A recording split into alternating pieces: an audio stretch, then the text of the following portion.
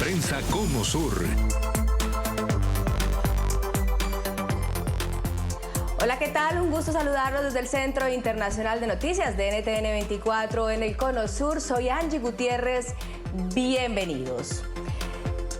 Tras 2 jornadas, 4 elecciones, se dio a conocer al mundo que el cardenal estadounidense peruano Robert Prevost, ahora León XIV, se convirtió y fue electo en el Papa de la Iglesia Católica. Algunos medios internacionales titularon que es el Papa estadounidense pero con alma latinoamericana, esto por su amplia trayectoria en el Perú, país del cual también obtuvo la nacionalidad. Pero, ¿cómo reaccionaron los países del Cono Sur? Revisemos algunos mensajes que han publicado mandatarios en sus redes sociales. Las fuerzas del cielo han dado su veredicto de modo claro. No más palabras, señor juez. Fin.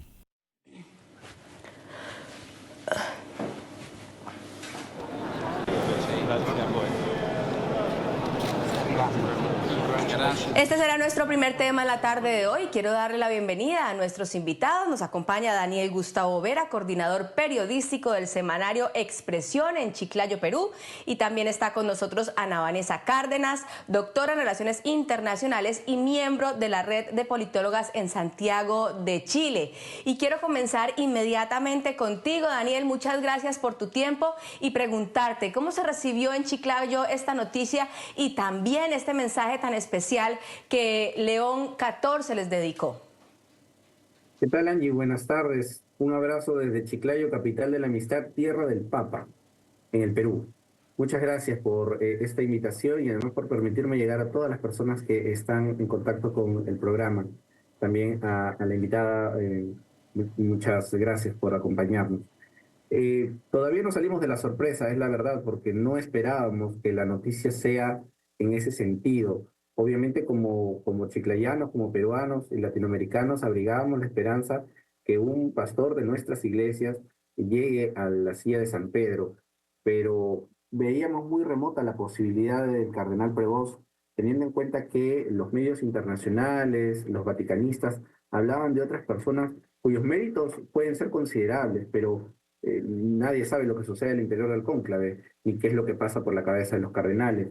Finalmente nos dieron la feliz noticia de que el Papa elegido como líder de 1.400 millones de fieles católicos es, además de peruano, una persona muy cercana a lo que Francisco profesó, una iglesia de pobres para pobres. Daniel, ¿cuál fue este legado del pasar de Roberto Prevost como obispo de Chiclayo? Cuando Monseñor Prevost llegó en el año 2015 a Chiclayo, encontró una diócesis que estaba en un proceso de transición, además de la forma de administrarla. Antes había estado en manos del Opus Dei, representantes del Opus Dei habían sido los administradores de esta diócesis, que es una diócesis relativamente pequeña. Chiclayo es la capital de la región Lambayeque, ubicada en el norte del país. Es la segunda región más pequeña del Perú en territorio y la quinta más poblada del Perú, que tiene en particular además ser la puerta de ingreso hacia la gran Amazonía peruana y tener costa y ande. Por lo tanto, la llegada de Prevost significó pues una oportunidad renovadora, una ilusión para los fieles católicos de cómo se iba a administrar la iglesia. Y el primer mensaje que él da es a través de sus acciones, un trato muy amable con la gente, llano, un lenguaje sencillo, sin murallas, cercano siempre, caminando por las calles como cualquier vecino de la ciudad, hablando de los problemas más comunes que a todos los días enfrentamos, desde el tráfico, la basura, la contaminación, el ruido, hasta los que afectan verdaderamente el desarrollo y la sensibilidad de la gente, como la criminalidad, el crimen organizado, la trata de personas, la pederastia dentro de la iglesia, la corrupción y la violación de los derechos humanos. Sobre todos estos temas hablaba el obispo de Chiclayo, Robert Prevost, y hacía mucho énfasis además en la vocación del servicio. En las tantas entrevistas que como periodista de Expresión pudimos realizar con él, nos dejó frases como, por ejemplo, aquella de hay políticos que llegan para satisfacer solo sus intereses o que olvidan el servicio y prefieren el poder. Eh, Tenía muy claro desde un principio de su labor episcopal este aspecto del servicio al prójimo y lo tradujo en hechos, no lo dejó solamente en palabras. Dos hechos para nosotros son importantísimos. Cuando ocurrió el Niño Costero en el 2017 y esta región fue la más afectada por las inundaciones en el Perú, la mayor cantidad de ayuda humanitaria que se consiguió no fue del Estado, fue a través del Obispado de Chiclayo y de Cáritas, liderado por Monseñor Prevost. Y en el 2020, cuando se dio la pandemia, y Lambayeque fue la región con la mayor tasa de letalidad por millón de habitantes, debido al COVID-19, muchos morían por falta de oxígeno. La primera planta de oxígeno que se consigue para esta región fue gestionada justamente por Monseñor Prevost. Entonces, siempre estuvo dispuesto y abierto a trabajar, a dialogar y a predicar con el ejemplo en el servicio. Daniel, entonces, con estos detalles, ¿qué esperar del pontificado de León XIV y sobre todo para América Latina y para esta parte del continente? Yo creo que quiero creer además, y abrigo la esperanza de que sea la continuidad de la obra de Francisco, que avance, que no hayan retrocesos en lo que Francisco empezó a sembrar, de una iglesia abierta, de una iglesia dialogante, de una iglesia que busque a los que más necesitan y que se acerque y proteja a los más pobres. Con una mirada especial además para América Latina, porque el mensaje que da él ayer desde el balcón apostólico de la Basílica de San Pedro tiene un fondo político, así lo entendemos nosotros. Él habló del Perú, habló de su diócesis de Chiclayo. Debe saber que el Perú ha recibido en los últimos años 1.600.000 migrantes venezolanos. Y todos han pasado por Chiclayo, porque estamos al norte, es casi una ciudad fronteriza. Todos han pasado por Chiclayo, a pie, en carro, en bus, lo que sea, han pasado por Chiclayo. Y muchos de ellos fueron acogidos justamente por el obispado de la ciudad cuando él era titular de nuestra iglesia. Entonces, el referirse al país andino, al país del Cono Sur, al país que tiene problemas como corrupción, como criminalidad, al país que acoge migrantes, es una mirada especial que el pontificado de Robert Prevost nos anuncia desde el primer día, desde el día 1, con un corazón abierto además y humilde, porque para saludar al pueblo peruano, para saludar a su diócesis, pidió permiso.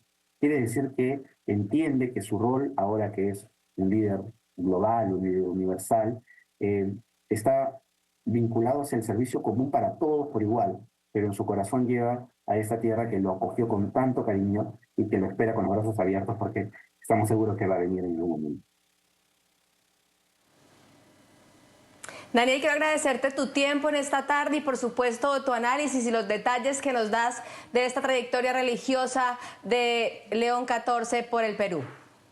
Muchas gracias a ustedes, un fuerte abrazo desde Chiclayo. Bueno, que estés muy bien. Y también quiero en este momento de nuestro programa darle la bienvenida a Guillermo Holzman, analista y académico de la Universidad de Valparaíso en Santiago de Chile. Guillermo, buenas tardes. Buenas tardes, un agrado saludarte. Bueno, Guillermo, comenzar preguntándote cómo se vivió en esta parte del continente americano, en el Cono Sur, esta noticia, ¿cómo se recibió? Se recibió, yo creo, con mucha sorpresa, primero por ser un papa que de origen estadounidense, y luego eso se cambia cuando se sabe perfectamente que tiene la nacionalidad peruana, que habla perfectamente español, y que tiene además una sensibilidad que se refleja en el nombre que elige como Papa Luis XIV, haciendo mención a toda la labor teológica de Luis XIII, de León XIII, con todo lo que es un cine carrera un y toda su preocupación social. Es un Papa de continuidad y de cambio, dicho sea de paso, lo que piensa Caiquil al menos. Es un papa que conoce a los nuevos cardenales, dado de que tuvo un laborismo importante en lo que es su nominación y en la asesoría que le dio al Papa Francisco. Y es un papa que es sensible a América Latina y es sensible a los desafíos que tiene la Iglesia Católica en América Latina. En consecuencia, fue una grande sorpresa, y una sorpresa que el día desde el punto de vista de ser agostino, a su vez tiene además mucha expectativa en torno a lo que puede significar el proceso de adaptación de la Iglesia a los nuevos tiempos, como también el continuar la labor de transformación que había iniciado Francisco. Ana Vanessa, preguntarte sobre las expectativas que hay en esta parte del Cono Sur, ya conociendo esta amplia trayectoria y la cercanía que tiene León XIV con América Latina, expectativas de las relaciones diplomáticas y políticas entre Argentina, Chile, Uruguay y Paraguay. Sí, me parece que el nombramiento de un papa estadounidense que cumple con características tan específicas como las que tiene hoy León XIV, favorecen el entendimiento y la mediación en las relaciones internacionales y específicamente regionales, intrarregionales y para con Estados Unidos. Recordemos que las características que se buscaban era que tuviera labor misionera. Con esto haya una cercanía al pueblo, a los feligreses, y bueno, este papa lo ha hecho, lo ha de alguna manera fortalecido por su labor justamente en la región andina. También se buscaba que fuera un buen administrador, y eso lo aprende cuando está en el Vaticano, y por último que tuviera una visión global. Entonces vemos nada más los idiomas que habla, es un papa políglota, tiene un perfecto español, inglés, italiano, portugués, habla también algo de francés. Entonces es un papa que tiene esta visión diplomática, que conoce las entrañas del Vaticano y que cumple con esta humildad y con esta cercanía que es muy importante, sobre todo en América Latina y en Europa, porque son dos regiones que ha ido perdiendo el catolicismo y donde tiene además pocas expectativas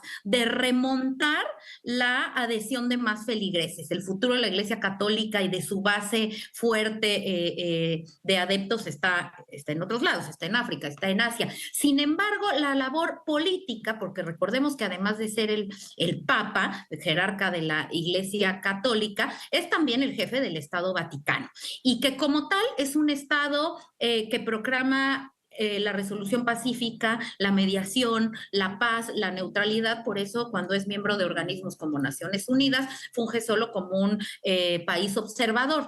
¿Para qué? Para poder seguir siendo este puente que hoy se requiere, especialmente entre su país natal, Estados Unidos, y una América Latina que solamente funge en la agenda política de Estados Unidos en problemáticas específicas como es crimen organizado, seguridad, economía, migración, y en el cual si bien ha sido muy bien recibido el nombramiento de un papa estadounidense, también sabemos que ha sido muy crítico de las políticas migratorias, específicamente de J.D. Vance y de Marcos Rubio de Estados Unidos. Así que a pesar de ser estadounidense, tiene esta visión de cambiar el tratamiento hacia América Latina en función de políticas humanitarias y que respeten los derechos humanos respecto a Estados Unidos. Guillermo, quiero rescatar algo que mencionó Ana Vanessa, y es esta pérdida de fieles que ha tenido la Iglesia Católica. Recordemos que con la visita que hizo Francisco a Chile también no fue nada positivo. ¿Crees que con León XIV esto puede cambiar en los países del Cono Sur, en Chile, por ejemplo? Yo creo que ese es un gran desafío para León XIV. Primero porque tiene que hacer la autocrítica en torno a la gestión pastoral que ha realizado el Papa Francisco, que esa deviene de lo que hizo,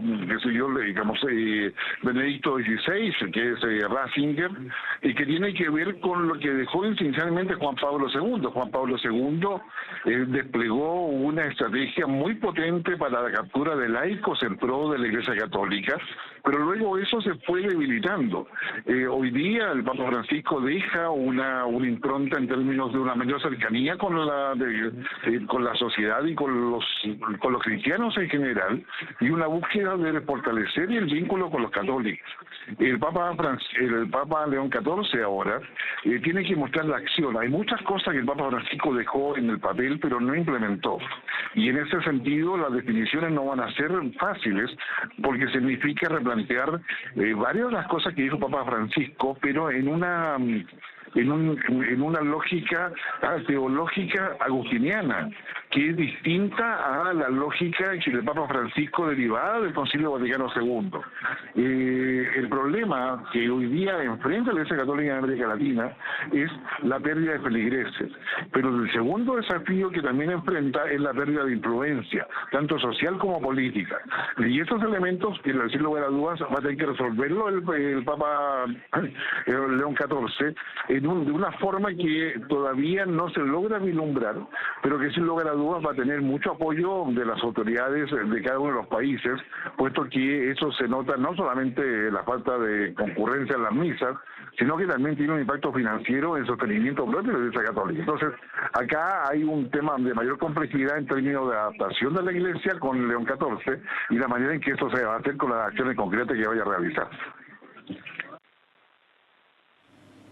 Ana Vanessa, Francisco estuvo muy de cerca trabajando con Chile en todos los temas y las denuncias de abuso sexual al interior de la Iglesia Católica. ¿Crees que con León XIV ese también va a ser un tema importante y podría también estar su cercanía con un país como Chile? Yo creo que hoy una de las grandes preocupaciones, ojo, de la élite religiosa católica en Occidente es qué van a hacer con el tema de los abusos, porque ya vimos que Francisco, como tú bien decías, tuvo que trabajar muy de cerca con Chile, porque empezó con el pie izquierdo acá, negando los abusos, pidiendo pruebas, y después en un acto total de humildad pidió perdón, recibió en el Vaticano por varios días a estas víctimas y bueno, de alguna manera recompuso esa relación. Sin embargo, sigue presente. La prueba está en que inmediatamente después del nombramiento de León XIV salen estas noticias donde lo acusan de haber tenido un mal manejo de abusos de tipo sexual dentro de los lugares en los que trabajó, tanto en Estados Unidos como en Perú. Hay otras corrientes que dicen que no, que estos son unos embates ya programados desde antes por los grupos ultraconservadores y que hubiera sido igual para cualquiera de los papas, pero que él tuvo una función intachable. Pero más allá de evaluar cómo actuó él en el pasado, es importante decir que ese tema es muy sensible, que no va a haber solución que tome la Iglesia que restituya y deje la relación intacta con los feligreses y sobre todo en aquellos países que han sido más sensibles y que han sufrido más de estos abusos. Seguramente lo vamos a ver trabajar muy de cerca con estos temas porque se exigen, y vemos ahí también que hay una divergencia, por ejemplo, con aquellas figuras cardenales, obispos, que provienen de Asia y de África, que todavía tienen alguna disociación con estas problemáticas que para ellos no son tan presentes ni están en la prioridad como sí lo es en los religiosos occidentales. Entonces, si bien hablaba yo en mi intervención anterior de que el futuro de la Iglesia Católica respecto a adhesión y evangelización de nuevos fieles está en África y en Asia, también es cierto que para alcanzar un puesto papal, por ejemplo, en algún caso, como se hablaba de Tagle, el filipino, etcétera, o alguien de estos continentes, todavía falta homologar estas problemáticas que no han podido ser resueltas en América Latina, en Europa, y que le tocará trabajarlas muy, muy de cerca a León XIV. Así es, pues gran expectativa en América Latina de lo que será el pontificado de León XIV. Vamos a hacer una pausa en Club de Prensa Conosur, ya volvemos. Ya regresamos con Club de Prensa Conosur por NTN 24, el canal de las Américas. Continuamos con Club de Prensa Conosur por NTN 24, el canal de las Américas. El presidente Gabriel Boric de Chile encabezará una gira por Asia que empezará desde hoy. El itinerario contempla la participación de la nación sudamericana en Expo Osaka y un encuentro con el primer ministro de Japón en Tokio. También esta gira tiene contemplada una visita a China, en donde sostendrá una reunión bilateral con el presidente Xi Jinping. Este último encuentro, considerado por los expertos como una reunión clave por todo el tema y la guerra comercial que se vive por los aranceles impuestos por Donald Trump. Este será nuestro segundo tema de análisis en la tarde de hoy. Y Guillermo, quiero comenzar contigo. Tiene un gran desafío el presidente Gabriel Boric para mostrarse como un socio confiable tanto para Estados Unidos como para China. ¿Es este viaje, esta visita y esta reunión bilateral una señal de ese objetivo que tiene el país sudamericano? Sí, puede ser interpretado de esa manera. Sin embargo, todo hace ver de que el presidente Boric llega a China en virtud de un impulso adicional que le entrega el presidente Lula, dado de que Boric estuvo en Brasil hace unas pocas semanas atrás, de que logra juntar con la visita a Japón y la inauguración del stand de Chile en Osaka la posibilidad de ir a China y ser parte del encuentro entre China y CELAC. Sin lugar a dudas, Boric es parte de una estrategia funcional para el presidente chino que requiere presentar frente a Estados Unidos una posibilidad de articular aquellos países que, estando normalmente bajo la órbita o la influencia estadounidense, hoy día, en virtud de los lazos económicos y comerciales existentes con China, también pueden aparecer como parte transaccional de un acuerdo de negociación entre China y Estados Unidos. Tampoco debe dejarse de lado de que China y Rusia han ido fomentando la idea de dejar el dólar como moneda comercial y ir sumándose a una moneda propia. Es ahí la invitación al BRICS. Entonces acá hay varias interpretaciones donde efectivamente Chile, y el presidente Boric particularmente, tendrá que demostrar, digamos, la capacidad de poder mantener este diálogo personal con China y con Xi Jinping, mientras no lo ha hecho con Estados Unidos. En consecuencia, yo creo que acá van a haber repercusiones que no van a ser menores en términos de lo que significa esta decisión del presidente Boric de llegar justamente a China. Ana Vanessa, ¿coincides con Guillermo de que puede haber repercusiones luego de esta visita y esta reunión bilateral que va a tener el presidente Gabriel Boric con Xi Jinping? Sí, coincido totalmente y creo que tenemos además las evidencias. Estados Unidos, si bien desde finales del siglo pasado ha abandonado América Latina, ha dejado ciertos vacíos en los que incluso pues ha sido desplazado de países que eran socios comerciales estratégicos y aliados políticos fundamentales. Bueno, simplemente hoy el mismo Chile, ¿no? Tiene a China como el principal socio comercial. Y por lo tanto, tiene que hacer mea culpa de qué ha hecho en estos últimos años, en los que ha puesto solamente presión en los temas de la agenda de seguridad. Sin embargo, hoy por hoy sigue existiendo esta fiscalización, esta supervisión y esta preocupación y ocupación de qué están haciendo los gobiernos latinoamericanos que favorezcan la toma de control y de influencia política y económica de China. Y no es solamente en el caso de Chile, lo es en otros países también como lo es, por ejemplo, Colombia, Argentina, ¿no? De México, pues ya ni qué decir, que no puede respirar sin que Estados Unidos no cuestione cualquiera de sus acciones y que le es mucho más difícil diversificar su posición económica dependiente o interdependiente asimétrica con Estados Unidos. Así que sí, vamos a ver que Estados Unidos, luego de esta cumbre, vendrán los embates, que pueden ser tanto aranceles como presiones en otros aspectos de lo político, porque a pesar de que ha dejado estos vacíos, no le gusta que China empiece a tomar el control de lo que ellos consideran, desafortunadamente, su patio trasero en lugar de aliados estratégicos. Guillermo, ¿cómo fue este tiempo de gobierno del presidente Gabriel Boric en sus relaciones con China, teniendo como referente que es su principal socio económico? ¿Y por qué aportas de terminar ya su periodo presidencial acercarse aún más a Xi Jinping? Primero porque tiene esto de una posición anti-Trump. Segundo, porque Boric representa un liderazgo progresista que es importante en América Latina y donde cuenta con el apoyo de Lula. Yo creo que ahí es totalmente relevante. Lo cuarto es que el presidente Boric no ha dejado de posibilidad. Ana Vanessa, preguntarte lo que conversábamos con Guillermo. ¿Por qué en este momento, ya cuando quedan pocos meses para entregar el gobierno, trabajar tan cercano a Xi Jinping? ¿Y qué pasó en los años anteriores? ¿Cómo fue los inicios también?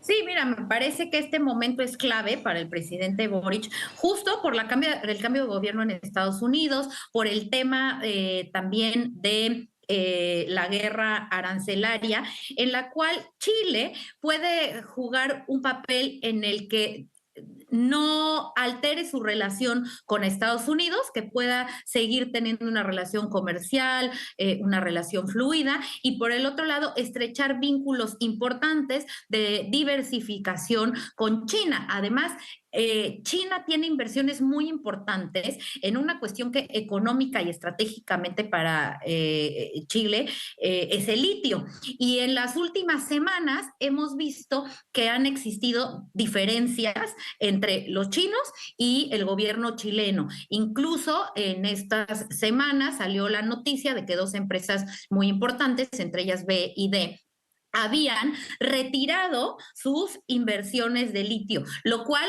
la embajada, la representación diplomática china, desmintió a través de sus redes y dijo que no habían suspendido totalmente los acuerdos, sino que seguían abiertos y en diálogo. Pero también en semanas previas habían sufrido un ataque incendiario en Rancagua, donde manifestaron también una preocupación por las inversiones chinas en el país, por la seguridad y por el exceso, en esta ocasión con el tema de el litio, de la permisología o la burocracia.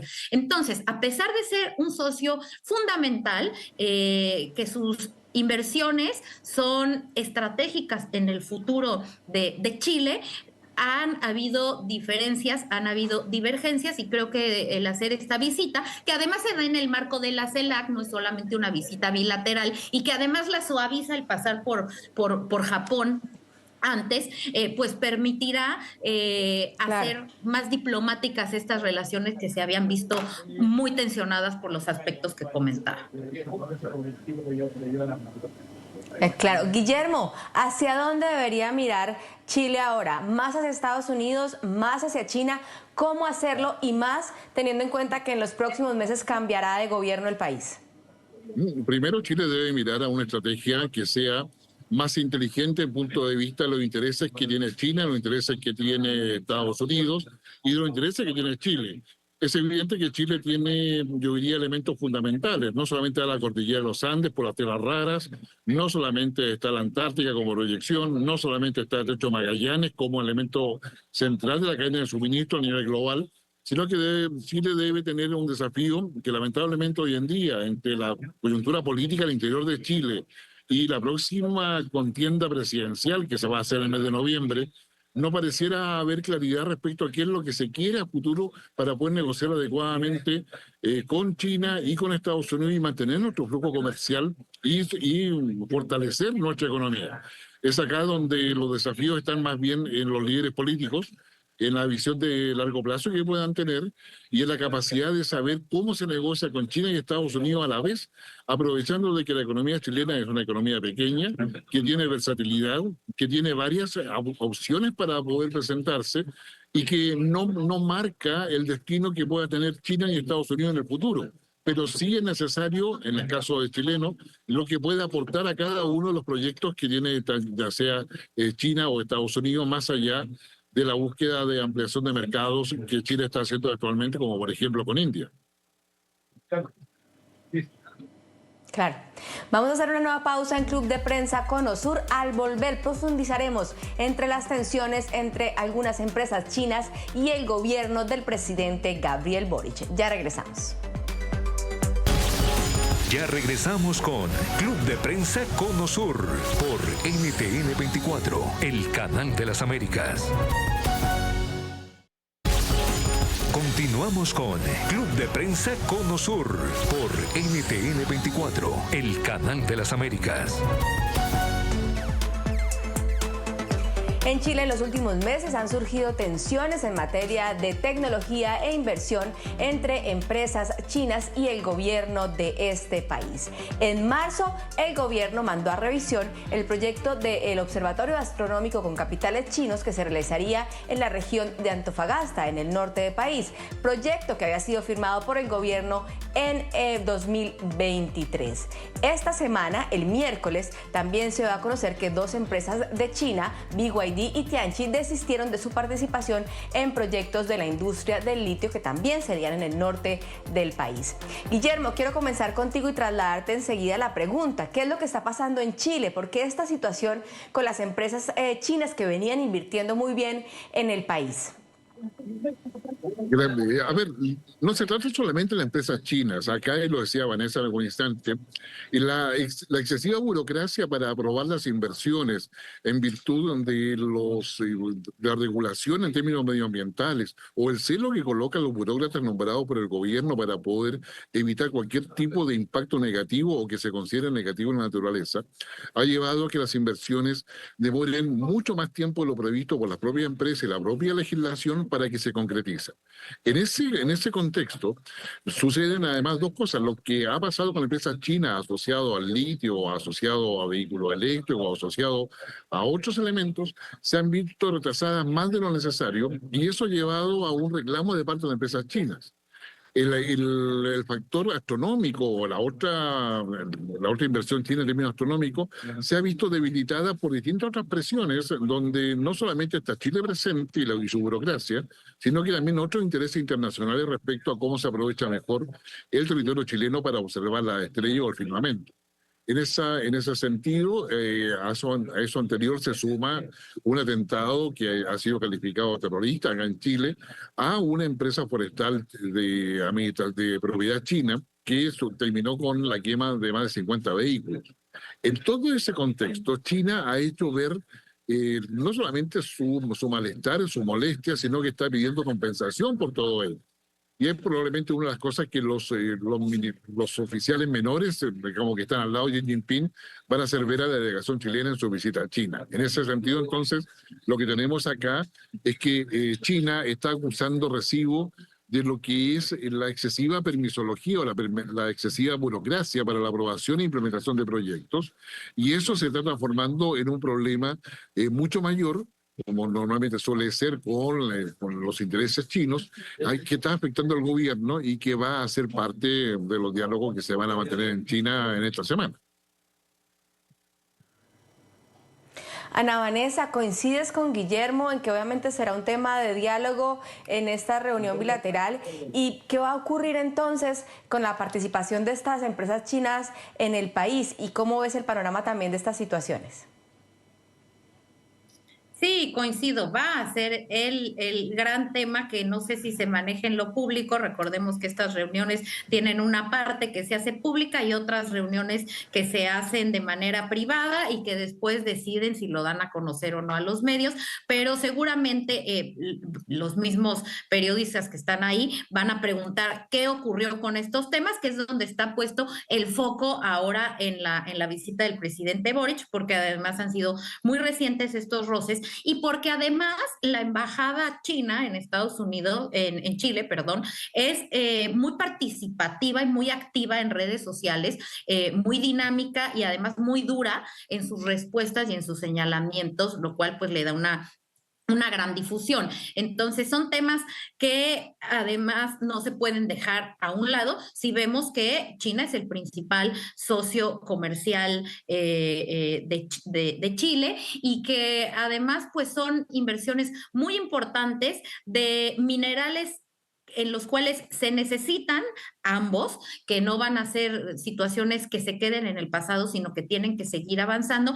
Y difícilmente creo me arriesgo a decir, que se rompa totalmente la idea de invertir de parte de estas empresas como BYD, etcétera, sino que seguramente esto va a servir como un eje de presión que se podrá disolver y llegar a otros acuerdos en la negociación sobre determinados lineamientos que China quiere que se le den, que se le dé preferencia, y pues estas políticas del gobierno chileno que sí son extremadamente burocráticas, pero que se han extendido y que de pronto han hecho como engorroso y poco claro el futuro de estas inversiones en temas como el litio, en pro de la defensa de los intereses nacionales y de que no queden expuestos al manejo y a la utilización sobrecargada en utilidades a la inversión extranjera.